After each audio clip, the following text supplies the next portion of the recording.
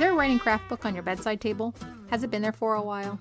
Do you keep meaning to get past chapter 2 or chapter 1 or just the first page? Then the Words to Write By podcast is for you. Hi, I'm Renee. I teach composition and creative writing to college students. My background is in poetry, but I'm working on my memoir. And I'm Kim. I'm trained as a science journalist, but now I'm trying my hand at short fiction. Each week we'll be tackling a chapter of some well-known, but perhaps not so well-read, writing craft book. Together, we'll uncover brilliant insights, face the hard truths, and totally disagree when the author is wrong. This is our podcast, after all. And then we're going to take what we learn and apply it to our own writing. By doing the book's suggested exercises. We're inviting you to read along, or just tune in for the Cliff Notes version. We're committed to improving our own craft, one writing advice book at a time, and we'd love for you to join us.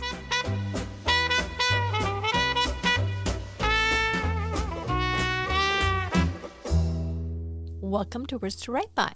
Hey, everybody. Oh, my. Try that again. Hey, everybody. Before we get started, we'll do our usual Patreon and process group pitches. Okay.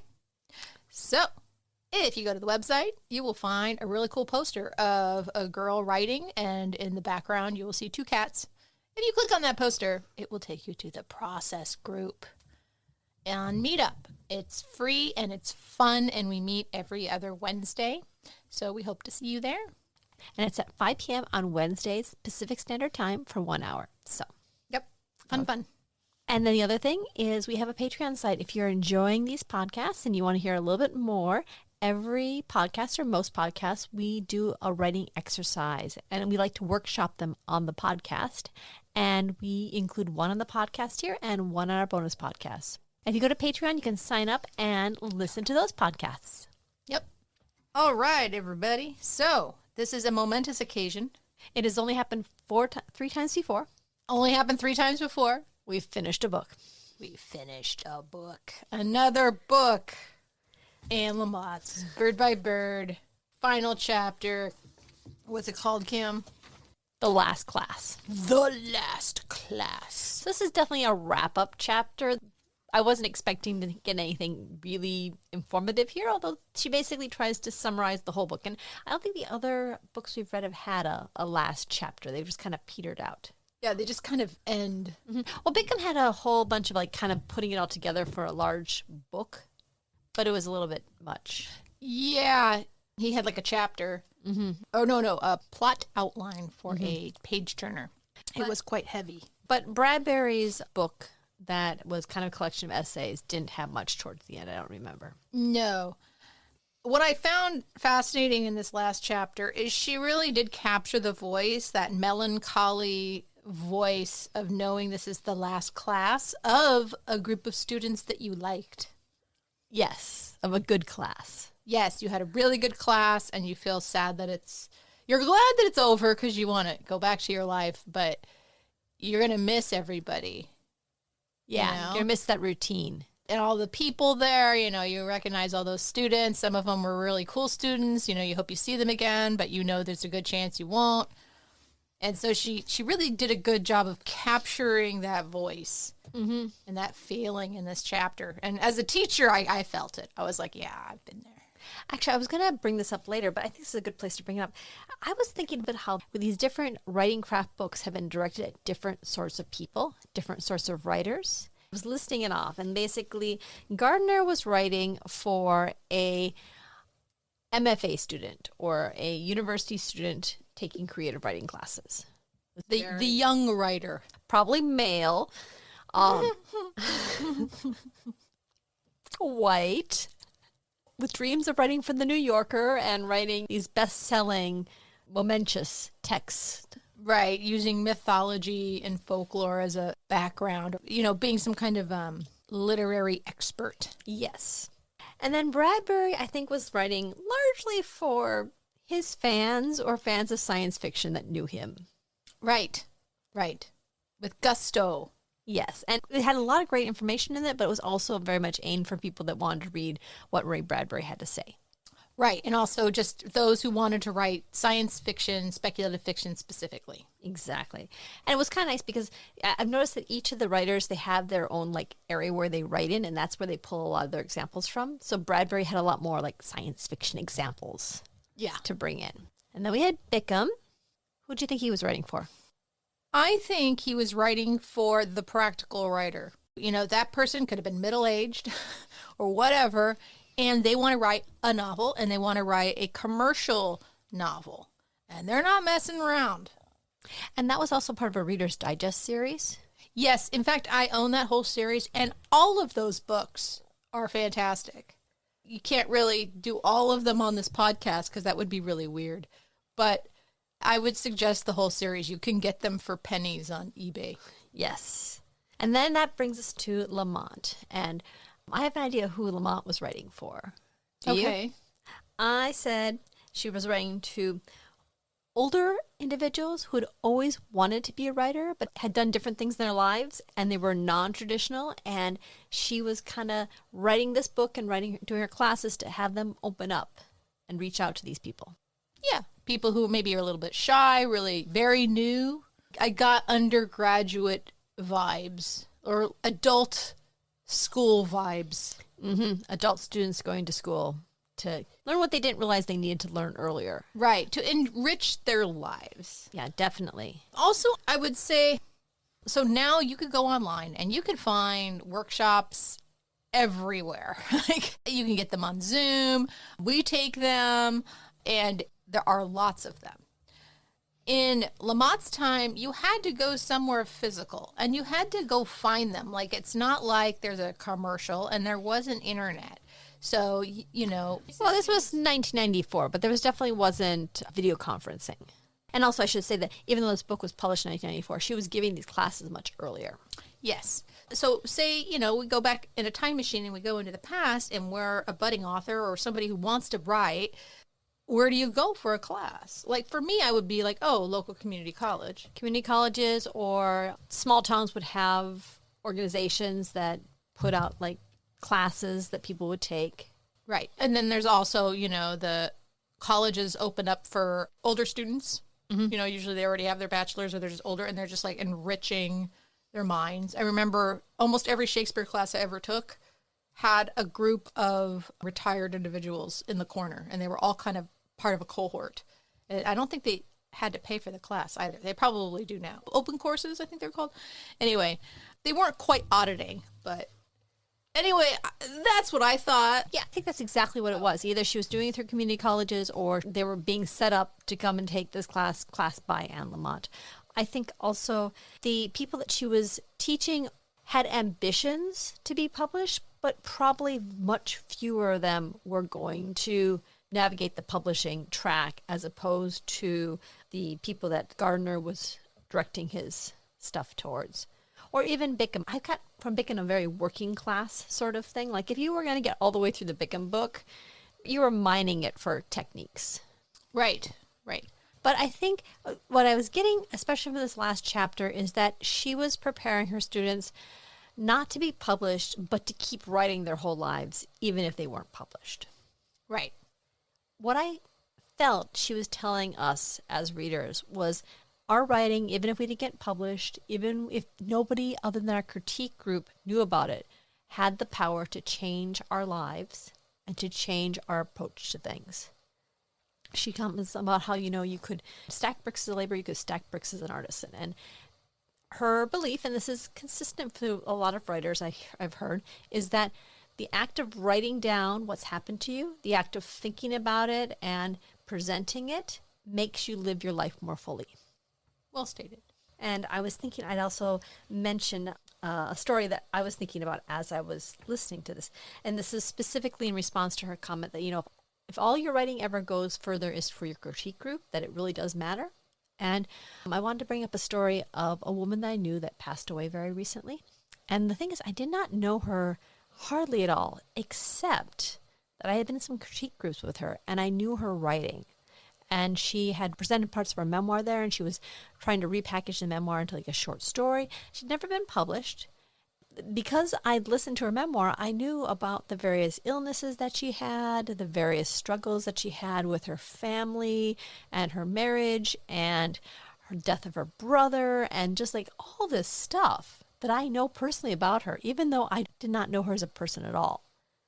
It's an interesting thing to think about. When you're in your critique groups, you're reading a piece, even if you throw it away later on and don't like it at all, you are affecting the people that hear that piece. Nice. Yeah. So that's what I was thinking about when I was reading this. Do you find that you live more fully when you're writing? Yes. I feel like when I'm writing, I'm doing the thing I'm supposed to be doing. I'm doing the thing that I've kind of always wanted to do, even though I don't always want to do it. I know that sounds dumb. No, I think that sounds just about right. Like, I never actually want to sit down and physically write, but I think about it all the fucking time. Don't you? It permeates. Like, you see something, it sparks something in your head. And then the story just sort of unfurls, and it's like, is this going to go anywhere, or is it going to get written down? Right. And then when you hit flow, it's like being on a drug, You're just like, oh, you're in it, and you're doing it, and you think, how could I ever not want to sit here and do this? And I always think when I get there, I want to put this in a bottle so I could drink it later and get myself there, but it doesn't work that way. It does not work that way. But reading a book like this, I think, does help you get that way. This sort of focus and encouragement does help get butt in the chair and get writing. Right. There was some advice I thought was interesting in the end. Like, she knows her time with us and her students is fleeting. It is the last class. And, she can say the last things that they might remember, right? Or remind them of stuff that she thought was most important. And I thought that was interesting, the things that she decided were important to bring up again. For example, exploring and understanding your childhood will give you the ability to empathize, and that understanding and empathy will teach you to write with intelligence and insight and compassion. So she's very much into mine your childhood for stuff. I thought that was interesting. Becoming a writer is about becoming conscious. When you're conscious and writing from a place of insight and simplicity and real caring about the truth, you have the ability to throw the lights on for your reader. I thought that was a really good one. I underlined that one. I liked you must risk placing real emotion at the center of your work. Right straight into the emotional center of things, right towards vulnerability. Yes. And I think that's something that is both critical in making a piece meaningful, but also making the act of writing it down meaningful. Yeah. Because sometimes I'm writing and I'm kind of aware that I'm posing. I'm faking it. Like, I don't really know what this is. I'm kind of writing around it, and it doesn't feel like there's any center. And then other times I know what I'm writing about. As I get deeper and deeper in explaining it, even if it's a scientific idea, I feel good. Yeah. I'm not sure if this was the book. I think it may have been, but way early on, the early episodes we were doing for our Bird by Bird, I started doing an activity where I used I over and over again because I was writing about my life as things happening to me, but not so much me being a character. And these quotes remind me of the time I was doing that over and over again, like in a list, trying to get myself in my own story. Mm-hmm. And like, who was I? I had a hard time figuring out who the heck I even was at that age. And when she says things like, try to write in a directly emotional way instead of being too subtle or oblique, it was like, I get it now. Like, you create distance, especially in a memoir, you create some distance in order to like protect yourself, like emotionally. Mm-hmm. And part of coming to the page and being real and authentic is to actually use the I. You don't have to, but use the I or get very close and really think about your feelings and really figure out what they were so that you can reveal them. And that's a scary thing to do. Anyway, she helped me get there. Thank you, Lamott. Oh, and one last quote. Be afraid of not getting your writing done. Dun dun. Sort of like if you put enough of your identity into being a writer, if you're not published, then the act of not writing is negative. Right. She's a little bit of worry there, poking us with some worry. And then there was one last thing. She's starting to shoehorn this one in. Like, wait a second, I meant to talk about this thing. Let's put it in the last chapter. The quote is, Ethan Can insists that you should never write out of vengeance, while I tell my students that they should always write out of vengeance, as long as they do it nicely. And so I think what she's talking about is, again, writing about vulnerability, writing about stuff that is emotionally important to you. And sometimes what really gets people going, that really gets to the heart of the truth, is something they're angry about, and they just got to get it out. Yep. And it's interesting that she, like you said, shoehorns this topic at the end for the next, like, almost the rest of the book. The next, like, 6 pages talks about libel. Libel. Which is weird because she's focusing on fiction. She is, yes. Well, if you're going to write about vengeance, part of the issue is you're writing pretty close to the truth. Libel, just so people know, is a legal term, which is when someone makes or writes false statements that do damage to a person's reputation. Right. And there are plenty of people that write fiction that you can tell who they're writing about. Oh, yes. If you've ever read any Charles Bukowski, he wrote a book called Women, and all those ladies existed, and they were pissed. So one defense against libel is if the statement is true, you're allowed to speak the truth, even if it damages someone's reputation, because if they actually did it. However, I was kind of scanning the internet, and they said, well, truth is a proper defense of libel. It does not actually stop people from suing you. So I think here she was talking a little less about someone making false statements and getting sued and having to pay out damages as much as the emotional repercussions of having someone see themselves in your work.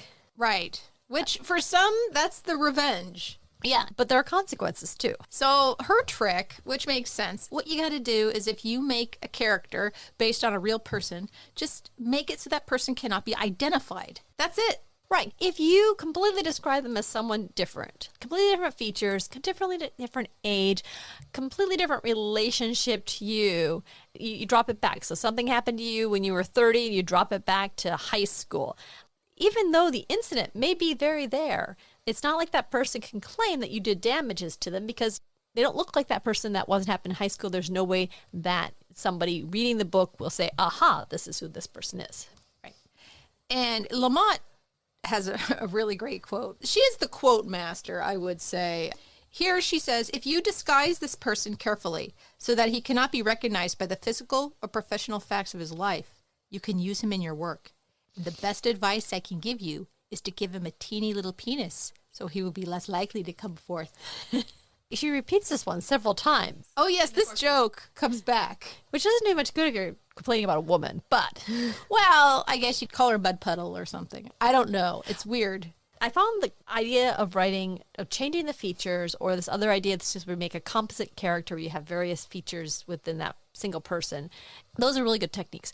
I think that in today's age of social media and oversharing, that this technique will not actually stop that person from coming after you.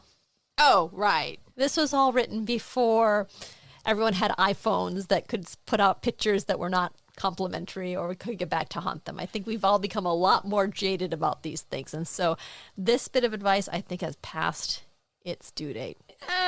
I think it's important because in the past, if someone wanted to sue for libel, they'd actually have to read the book. Now, someone could sue for libel just by reading, like, Spark Notes or, like, a summary of the book. Like, oh, I know that author. I wonder if he or she wrote about me. And they probably don't even have to read the whole book. Or it comes out on social media, like somebody other says, wonder what this person thought of the book. And then you're like, me? What would I think of the book? And or if you have a really juicy anecdote about what somebody did, someone's going to write about it on the internet. And it's possible that person will see that anecdote, not even see that you've hidden it back by putting it on a high schooler or something much further away. I think it's easier to discover these things, and also reacting on social media. I think that ship has sailed. I don't think you can cow a person to not coming forward because it would embarrass them. Because those individuals that are going to come forward really don't care. That's true. That's true. Yeah, pretty much the entirety of social media is one big cringe fest. Yes. One of the things that protects me while I'm writing my memoir is that 95% of the characters in it are dead. And dead people cannot sue you for libel. You cannot defame a memory of a person and get sued for it by somebody else. So there's that. So if you, dear listener, are worried that your composite characters or your characters in your book are based on real people, but they're all dead, you get a free pass. Yes. And now I think we can talk about, what do we think of the book overall? You didn't want to talk about the poem. Oh, there's a poem. You want to do the poem? We don't have to read it, but it's a great poem. It's one of my favorite poets. I found her early on when I was an undergraduate named Sharon Olds, and she wrote a book called The Father. It spoke to me in like the most visceral way possible because her father was dying and she was descriptive and unapologetic, and she just described the mucus from his lung cancer going into a cup he would spit into, and she would just dedicate an entire poem to that. And I went, you can do that? Because my father was like that too. He was literally falling apart, and he didn't care. And he did it all to himself mostly, and it was disgusting. And she pretty much gave me permission to write about my dad's amputated toes and various other ailments. So thank you, Sharon Olds. Anyway, I think I know who our bio for this website on the website page is going to be this time. Definitely Sharon Olds. So Lamott puts a poem in here, and I've actually taught this poem too. It's a very classic poem to teach in creative writing classes. The point, she says, Lamott, for bringing in this poem by Sharon Olds is it's about trying to find some meaning in the suffering, which is another reason why one writes. And I would argue that's the main reason, not so much revenge, but the main reason I'm writing my memoir is there's got to be a use for this crap. Like, why are you carrying around all this trauma? It's got to be good for something. And so Sharon Olds writes this poem, very famous, called I Go Back to May 1937. It is fantastic. I teach it in the beginning when I teach poetry because of the details. I go, okay, underline every specific detail in the poem, and then stand back and tell me what it's about and like what feelings you had. Like, it's such an emotional poem. We'll put a link to it on the webpage, but basically, what is the poem about? The poem is about a speaker whose parents were not good to their children, and she is the child. And she picks up a picture of them being happy, and this is right before they got together. And she looks at them and is like, I wish you two never got together. And then she realizes, wait, no, as crappy as you were, I want to exist. And that's pretty much the gist. Unfortunately, it does not do the poem justice at all, but there's a few lines in here, and one of them I remember distinctly, and I remember it often. You are going to do bad things to children. I read this poem years ago in an undergraduate class, and I will always remember that line. And I remember that line when I'm writing often, like, you are going to do bad things to children.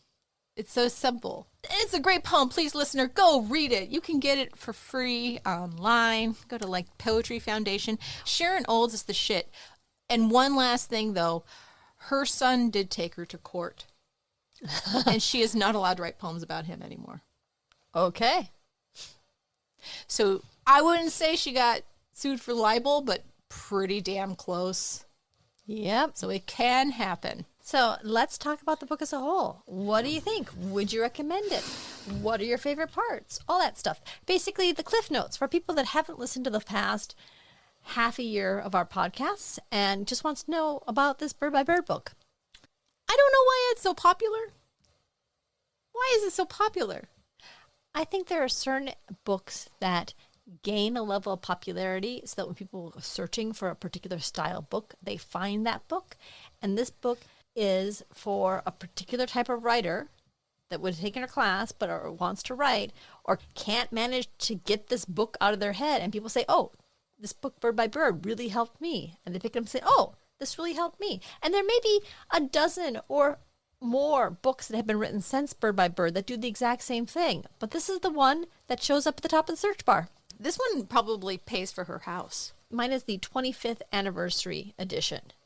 Wow. So when the publisher decides after 25 years to reissue it, that's big because nobody's reissued Bickham's Scene and Structure. No, they have not. No one has reissued Gardner. I think they do reissue Gardner. No, they don't. There's no 30-year anniversary. I of had a more Gardner. recent publication version. Did you? Yeah. All right. Well, it was pretty bad. I would say part 1 is pretty indispensable. Like, if I was teaching a class, I wouldn't want to assign the whole book. But part 1 was really good. So you have assigned reading for shitty first drafts. That one shows up in a lot of things. Would you say that's the best single chapter of what she has for writing? Or do you think there's some other ones that are better? It's very famous, and I'm sure it helps most people. But I don't know if that's necessarily the one that was most valuable to me. I think the picture frame one was very practical. Oh, the picture frame being the Short writing assignments. writing a certain amount within a... Yeah, that one was really good. I'm trying to think. What was the activities that we've done? The letter. The letter was useful, but that's not something from the book. I think our activities... Oh, that's right. Yes. We had to make that up. Anyway, what about you? What was your favorite chapter? The first 5 chapters of the book, the short assignment, shitty first draft, and perfectionism, I guess those 3 were really, really useful. Because those are like how to get yourself physically writing and what mental tricks you can do to keep yourself going and kind of the mentality you need to be a writer if you're writing every day. And the other part was the radio station KFKD. K-fucked. Yeah. And the jealousy one. I mean, I think those were emotionally very gratifying to read. Yeah, I really liked those. Oh, I would say the number one most helpful in terms of like practical advice was plot treatment. Oh, yeah. Plot treatment was a good one. But emotional support, radio station, K-fucked, and jealousy. She nailed it with jealousy. Yeah. That was probably one of the most poignant essays in the whole book. And writer's block was a pretty good one, too. If you'd never actually considered that kind of situation, I'd recommend this for 2 different types of people. Number one, I'd recommend it for somebody that just really wanted to write and just was having no luck at it all. Like, just basically, they told me they wanted to write, and then they'd tell me the next time I met that, it just isn't happening. I'm just not able to do it. This is a really good hand-holding approach to someone that's just beginning writing. Because why I didn't necessarily find the plot and the dialogue in those chapters very useful to me. I think if someone had never actually encountered them in a class before, they'd be great. And then the second type of person I recommend it for is somebody that is like actively working on writing, but just feels that they're not able to do it because they just can't seem to get the words out. They can't seem to do the simple thing that all these other writers do all the time and get words out and be able to come to their writing and not hate it. And all those like little mind tricks you need to write. And this definitely has that in the like a select set of chapters. Right. Like you almost need a second one, which was just like just the bird. And that would be just the bird. And that would just be like the highlight sections, like just what a writer needs like to have on their table. That you have to come put your butt in the chair in the morning. What are you going to grab to help you inspire? Right. And the picture frame method is such a good mentality. Yeah. You know what would be a good idea, dear listener? If you bought this book, skim through it. Part 1, read part 1. If you're going to read it, read it. Go through Radio Station K-Fucked, go through Jealousy, but highlight the ones that speak specifically to you. Like highlight in the table of contents. And like what Kim was saying is when you find like a block and you're like, oh God, I can't move on. You pick up the book, you look at the table of contents and you read the titles and you go, oh, perfectionism. I need to read that right now. Or, oh, plot treatment. Yeah, I'm really lost. I need to read that right now. Like, oh God, my friend just got published and I'm so freaking jealous. Jealousy, right? A lot of these chapters, some of them, you're just going to be like, why are they in here? I mean, you know why they're in there, but there's a lot of fluff. One could also say that given that some of these chapters speak so clearly to us, it's possible that some of those other chapters will speak very clearly to a different writer. That's true. A lot of the stories and stuff she tells, I find myself doing this in my classroom. Like, I would tell stories like this in class because you're trying to connect with people. And, in a classroom setting, just giving them a bunch of facts doesn't do it. No, they won't remember that. They'll remember the anecdote. And if it's an anecdote that actually speaks to them, they'll really remember it. And if it's an anecdote that doesn't speak to them, like, oh yeah, that time that she spent the whole class talking about her dog. Right. But when you can make people emotionally attached to something, it's not always just remembering it, it's understanding it. And I can see that that's what she was trying to do in this book. Sometimes it didn't quite work out, and maybe it just didn't translate well outside of the classroom. Mm-hmm. And we're talking about a book written in 1994, too. So I don't know. I don't think that matters. Some of the stuff was a little bit dated. Yes, the radio station. I mean, what kids don't listen to the radio anymore, do they? Polaroids. If a friend came up to you, oh, Kim, I hear you're a writer and you finished a novel. I've been thinking about writing. Would you, when Christmas came around, would you gift them this book? I don't think I would do it just because someone said they were writing a novel. But I definitely think if I had a friend that was struggling, maybe I would gift it. Mostly I would just tell them about it. I'm really bad at giving out gifts for Christmas. I think people should not be good at gift giving during Christmas because it is a corporate holiday. Anyway. All right. Well, that is that. Goodbye, Anne Lamott. And now for something completely different. The reason why we didn't actually tell you what book we're going to read next, we were still figuring it out. But after some thoughts, after looking at a lot of different books, after a few phone calls to various people, we decided that it was time to try a memoir writing book. Dun dun. Memoir genre for the win. Because right now, Renee is writing her memoir. If she's ever going to be on top of a book about memoir writing, it would be now. Because hopefully in another 6 months, you'll be done with it. And then you can write your science fiction story. Yep. I just want to be done with it. And also, I think a lot of our listeners are memoir writers, or some of people who would be our listeners are memoir writers. And, you know, if you're a fiction writer, don't run away. There is lots in there for fiction writers. In fact, you can mine your childhood, like Lamott says, with a lot of the strategies that the book we picked has. Yep. And what is the book? It's not here. I'll be right back. Damn it. But writing the memoir, there's like a subtitle. Just so you know, I'm leaving that one in. Okay.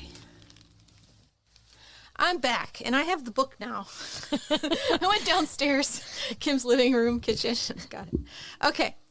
The book is called Writing the Memoir, a practical guide to the craft, the personal challenges, and ethical dilemmas of writing your true stories. We decided we'd go with more technical for this one, nuts and bolts of how to write a memoir. Yes. Well, it's like how we toggle, right? We toggle between a process book and then a prescriptive writing advice book. Because by the time we get done with the process book, we want some hard facts and how-to prescriptive stuff. And by the time we get to read a book where someone's telling us what to do, we're like, let's just open our minds to possibilities. Yes. We have a good pattern. It's not a bad strategy. If you yourself want to spend time reading lots of craft books, it helps. Yeah. Back and forth. So the author is named Judith Barrington, and she's written one memoir and like 6 poetry books. Okay. Which is great because I'm more of a poet, or at least I was. So this will be very helpful. This book was also published in the 90s. Another one in the 90s? I believe so. Well, this one says, no, this says Portland, Oregon, 2002. Nope. Wait. Copyright 1997. So, still not in this current century, but, you know, we looked at a lot of books. We decided, we read the first chapter of this one online. We decided this was it. But also, to kind of talk about why we'd want to tackle a book on how to write memoir and to figure out like what it is about being taught to write a memoir, we are going to interview one of Renee's favorite memoir teachers. My name is Joselin Linder, and I am a writing instructor and an author. I have written a number of books in several genres. I have written business books and I have written humor books. And then most recently, I wrote a memoir called The Family Gene. Came out with HarperCollins. Let's see, I've written personal essays in the New York Times, and I've for a long time wrote for the New York Post. So I feel like I have experienced the gamut of what you can do as a professional writer in this life. So far. And the class that you teach? And I teach memoir currently for the book incubator as well as Gotham Writers Workshop. How many years have you taught memoir? 7 years. I've been teaching for 7 years. Based on your classes, why do people want to write their memoirs? I mean, personally, I think writing memoir can accomplish a number of things. I think there's a huge amount of healing that can happen when you write down your pain or you try to organize your life into a narrative. There's something about it that's tremendously healing. It almost feels like it offers you a way to see a lot of experience with a purpose. It kind of gives it maybe a different angle, a different filter through which to see it. Sometimes it's pain, sometimes it's joy, whatever it is. It gives you a way to sort of perceive your life, which I think is really appealing to people. I think some people write memoir because they're looking for connection. They're trying to tell a story that they think will help other people, maybe going through something they've gone through, or they're seeking community. So they're trying to put their story out to find people that maybe can relate to them in a specific way. Why did you take the memoir writing class, Renee? Because I don't know everything. No, I need deadlines. And if I don't have deadlines, it normally doesn't matter to me enough to get my work done. And knowing that there is not just other people on the other end that are going to read it, because then you get a little bit of a thrill, like, oh, good, I'm going to write this and see if I get that reaction back that I want, or they see things that I don't see. But I also love having a teacher there, someone who really, they know what they're doing. And they're also controlling everybody. Sometimes it can get a little unruly. Yeah, no, I love that. That's also a great point. I think classes, people who take memoir classes, or even any sort of writing class, they're seeking the accountability. They're looking for an audience, right? It's an early way into an audience, and sometimes people just want to write. So you ask the question, why do people write memoir? I think sometimes people just want to write. They just want to tell a story and they maybe don't know what to make up. So they're like, I will just mine my own experiences and tell those stories. The most common question that authors are asked, fiction authors asked, are where do you get your ideas? And when you're writing memoir, that's not a problem. Right. Exactly. You have this life of experience. And I often say our lives are infinite, right? Because you could really luxuriate in any 160-minute period. You can say, I will write about the first hour of kindergarten and just minute by minute, right? Tell that story, break it apart. So given that people have their own life experience, given that you can choose whatever part of your life you want to write for your memoir from, what causes people to struggle when they're writing their memoirs? The problems people encounter with writing anything, they're all quite similar, right? So there's what Renee was mentioning before about accountability. Sometimes it's just really hard to write. It's hard to sit down and make yourself write. I often liken it to going to the gym. It's a great idea to go, but nobody ever wants to. And also in the moment, there's 1,000 other things I could be doing rather than sitting down and writing a story. So I think that that's probably problem number one for everybody.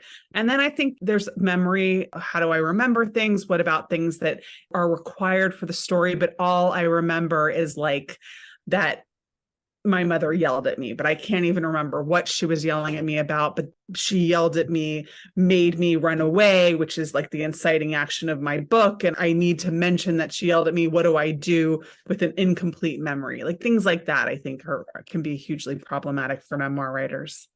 How about you, Renee? Do you want to add anything? Problems you've had in writing your memoir? Oh my goodness. I feel like I never know what I'm doing, and what I do choose to do is wrong. It's horrible. But that's another reason why taking your class is so helpful, because you get other people to read it and you get somebody who's written a book and succeeded in that, and they can look at your work and be like, hey, I can see this issue, or I can see this thing, try this. And then that cut out a year of self-loathing and sadness. Can I talk about your memoir? Can I speak specifically to your memoir? You remember it? Sure. I remember it. I remember pieces of it. You used pictures, right? The photographs. Was it a photo album, or was it just random pictures that were sort of launching the stories, or was it? They were random pictures that I'd found in a box. Right. You're going through pictures and then flashing back into these memories, right? Yeah. So one of the things I remember thinking with your book, and that because you do it very well, like you're a good writer, you can sort of get away with this. But one of the things I often caution people about is like writing about finding a box of pictures is a little dicey when you're thinking about entertainment and narrative. If you're trying to entertain people, like what's so exciting about finding a box of pictures? Like nothing. Whereas like the memory that's sparked by it is actually often quite fascinating, right? So I will say, like, you did it really well. You like almost like ruined this idea. But I do think like people will write like page after page about like a therapy session where they had a giant breakthrough. But the fact of the matter is, I think therapy is boring when it's me talking, right? So when I'm in somebody else's therapy session in a book that I'm not even in the therapy, I'm just like reading it, that's dicey. So maybe what matters is the epiphany, right? Maybe if you go back and tell me a story and then just go, and then in therapy, bam. What matters more is like all the things that made that epiphany, right? So all the things that make you pick up the picture and go and have the memory, right? So that's what actually matters. That's where the drama of the story is. So I think people sometimes make the mistake. And so in your case, it was a device that is successful. You end up using the pictures to launch back. It's almost like a transitional point. And in the moment of finding the pictures, I think you managed to, correct me if I'm wrong, there's like people drinking, there's like friends coming in that present, there's like stuff going on, there's like your brother. And yeah, my brother makes appearances and says funny things. I turn up the humor a lot, or like dark humor a lot. Yeah, I try to avoid like the here and now so much, just like what is significant about these pictures. I believe the pictures that I found came from, I was writing about how my grandmother had died and she was a hoarder, and I had to climb through a big pile of clothing, like literally climb like Mount Everest in a closet to get clothing to bury her in. And all of it was from Goodwill. And I'm like, I'm going to bury my grandmother in Goodwill clothing. And at the same time, I imagined her ghost there yelling at me. And then I went and I found pictures randomly in a drawer, and I just grabbed the drawer and ran out of the house. Like, I kind of freaked out. So I think that was high energy and high fun for a reader. So I think maybe that's why it worked, as opposed to just, let's go organize a box now. Yeah, I wasn't like organizing a box. yeah, you can either use it as a device where it can be really successful. You've managed to build out a world, and that's how you make it matter. But I caution everybody, if you're like, but like therapy was amazing, nobody wants to hear your dream. Consider, how do you tell that story of that epiphany without the therapy session? Like, how can you get us there in a way that we can be in the therapy and go, okay, now I care. I don't know. Sorry, I kind of jumped ahead. No, that's great. That was one of the questions I was going to ask you, was how do you help people in the class overcome these struggles they have? And that's a really great example. Do you have any other examples of things that you do in your class? Some people have problems that you have an approach that you always take. You know, it's so, again, we go back to this idea of our lives are infinite, right? My metaphor that I'm obsessed with, that I use all the time, and so Renee has probably heard it, is our lives are like a forest, right? So it's like you can name all the things in a forest, but it's going to get kind of boring. Whereas if you carve out a path and you point, right? So like this ant, this bark, this canopy of trees, this river, right? Like you're specific in like what you want the reader. You're the director, so you tell the reader where to look. And one of my favorite realizations, did you either of you read Joan Didion's A Year of Magical Thinking? Yes, I love Joan Didion. Tell us what that book is about. This is a lesson for my class. I think it was about her husband dying and her trying to kind of find herself again and deal with grief. Yeah, it's her grief story after her husband dies. But something else happened to Joan Didion in that year that she just leaves out of that book. Do you know what it is? I don't remember. Did her daughter die too? That's the second book. She have an affair? She didn't have an affair because her husband was gone, but she did date, fall in love, and remarry within the year of Magical Thinking. wow. Yeah, everybody's reaction is that. For our listeners, my mouth just kind of dropped open. It is shocking, I think, for people who don't know that. But I think that part of our jobs as authors and as writers is to curate what we need to tell people. In my opinion, I really do think it's okay that she didn't tell us. She didn't lie. She didn't say, I could never remarry or I'll never fall in love again. That was not a theme in her book. Her book was about the grief over the loss of her husband, which I believe was real and true. And just because this other thing happened, I think for the purposes of the book she was trying to write, it would have really complicated and it even maybe compromised the book she was writing. So by leaving it out, by saying that's not a thing I'm even going to touch, the reader doesn't care. The reader's not going to know that that happened. Maybe they will if they listen to a podcast 3 years after you passed away, like then, okay, fine, then they know. But it's like, for the most part, people don't ask questions of things that you don't tell them. If you go, then I met this guy and started dating him, but forget about that because that's not part of this story. I'll tell you, the only thing anyone wants you to then talk about is that. Yeah. I've actually been tempted to take my brother out of the story. Yeah. And people wouldn't even realize I had a brother. And it doesn't matter. Yeah. If it doesn't matter to that narrative, why keep him in there? Unless he's offering something or fulfilling something in the story. I love how, on the one hand, there's the perception of memoir, well, like you're just writing down what happened to you. And, obviously someone can just write, but it's obvious that when you delve into it and you really work on it, is that there's a lot of technique that goes into it, which is why we are doing this book. It's writing the memoir by Judith Barrington. It's from the 90s. It might be a little obscure now, but I'm just kind of wondering if you'd read it. No, I haven't. Do you recommend it? We won't know. We'll know in the podcast. So the other one I had when I was writing up my questions, you talked about therapy, and I always tell Renee I'm going to get her a T-shirt that says, memoir is cheaper than therapy. In your opinion, would you say that's true? This is actually something that I struggle with as a teacher sometimes. There are people that come to my classes like in an active crisis. Like there was a woman in one class that her husband, I was so confused about when he died because she kept saying 2 weeks ago. And then it was 2 weeks ago. And I was like, oh, like this is a whole different thing that's happening right here. And there's a wonderful phrase that I often repeat, which is, it's helpful to write from the scar and not the wound, right? It's helpful when you have an objectivity, especially with things like rage and grief. It's just cloudy. Your perception of things is a little bit clouded. Like the person you're trying to write about is either going to be sort of like vilified or what's the opposite? Angelized. It's really hard to get a clear human sense of the person because you're so sort of broken or injured in that moment. You're so hurting in that moment. So I often have to remind people, like, this is not therapy. We are not each other's therapists. And when we're critiquing, it is a little bit of a different muscle, because I think that how you critique in like a fiction class, you can kind of be like, oh, this is really working and this needs some work. But people in a memoir class will be like, this is working, but your dad's a real asshole, or, whatever. And you have to kind of stop them. You have to stop the music for a second. And even if the person has written a character that is their father that is not favorable, you do not get to say that ever, right? Like in human existence, we don't say that to each other, even if it's true.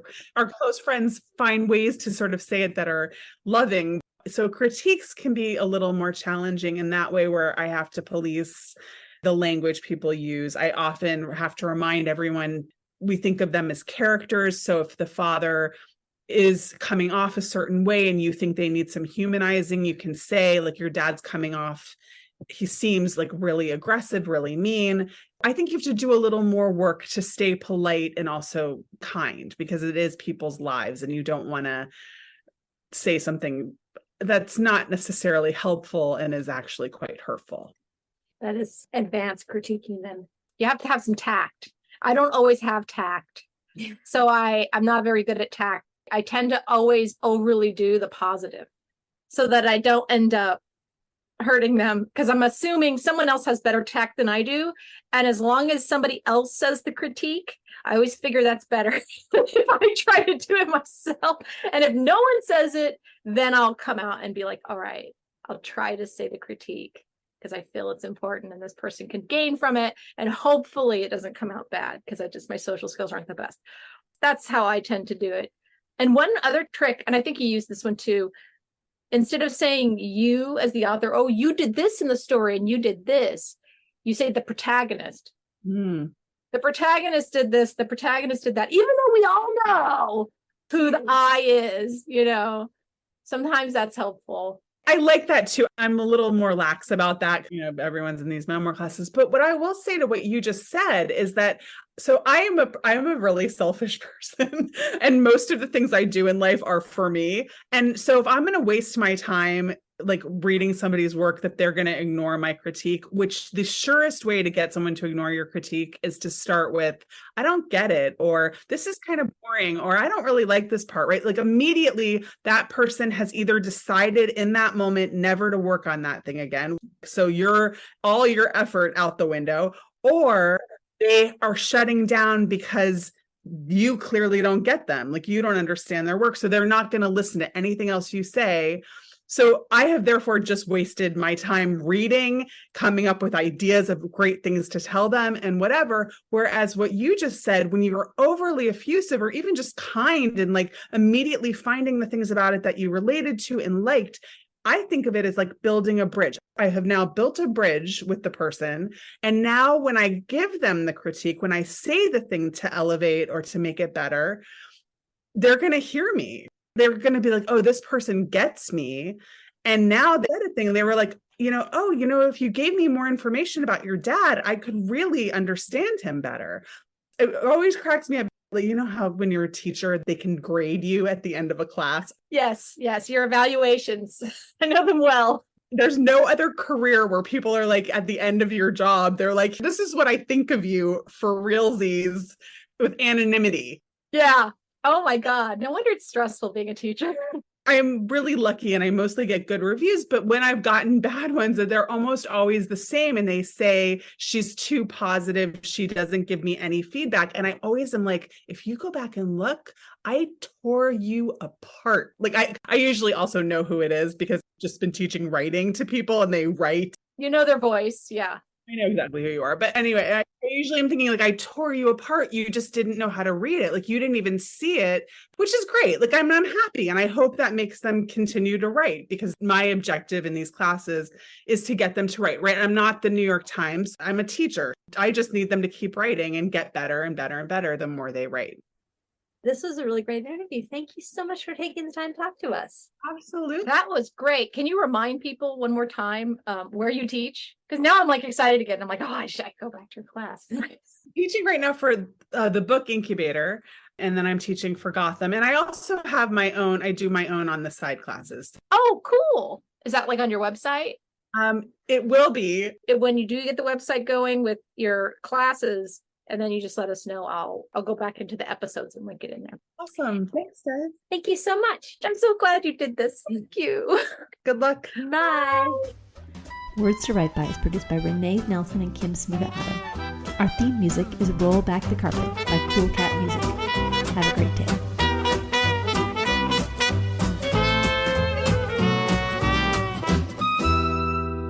Oh, wait. Shit. I just revealed how old I am. I'll cut that out. Okay, good.